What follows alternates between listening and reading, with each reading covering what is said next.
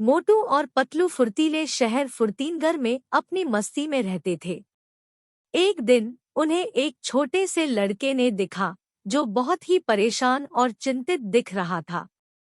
मोटू पतलू ने उस लड़के के पास जाकर पूछा, अरे छोटे, तुम इतने उदास क्यों हो? क्या हुआ? लड़का रोते हुए बताया, मेरा नाम बनी है और मैं यहाँ गुम हो गया हूँ।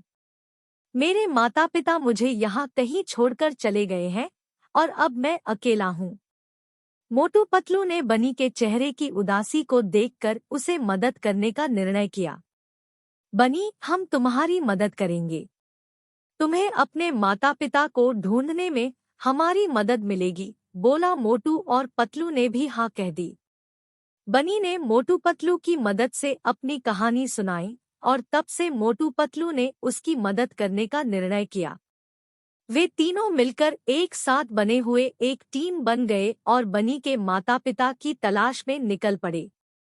फुर्तीनगर की गलियों, चौराहों और बड़े बड़े बाजारों में घूमते हुए मोटू पतलू और बनी ने हर कोने को छाना शुरू किया। उन्होंने लोगों से जानकारी ली, पोस्टर बांधे और अपनी टीम को बढ़ते हुए बनी के माता पिता की खोज में जुटा दिया।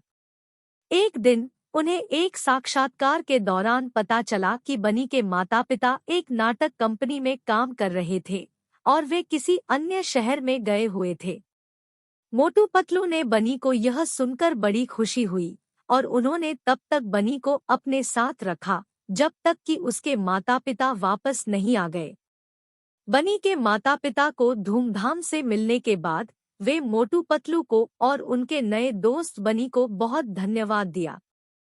उन्होंने कहा, तुम तीनों हमारे जीवन को सजाने वाले अच्छे साथी बन गए हो। हम तुम्हारी बड़ी कृतज्ञ रहेंगे। मोटू पतलू ने मुस्कुराते हुए कहा, दोस्ती में कोई फर्क नहीं करता कि कोई छोटा है या बड़ा, सब बराबर होते हैं। हमेशा एक दूसरे की मदद करना चाहिए और साथ में मुसीबतों का सामना करना चाहिए।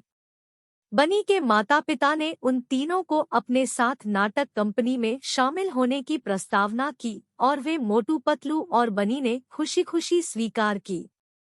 उनका साथ नाटकों की दुनिया में नए रंग भरा और वे एक दूसरे के साथ बड़ी बनी रही। इसके बाद से बनी ने मोटू पतलू को अपने नाटकों में शामिल करने में मदद की और उन्होंने साथ में कई मस्ती भरे किस्से और धमालदार प्रस्तुतियां की। इस कहानी से हमें यह सीखने को मिलता है कि अगर हम एक दूसरे की मदद करते हैं और साथ में मिलकर काम करते हैं तो हम अपने लक्ष्यों को हासिल कर सकते हैं और एक दूसरे के साथ एक बेहतर जीवन की दिशा में आगे बढ़ सकते हैं। Which story did you like? Tell us in the comment box and like and share. Don't forget to subscribe to our story.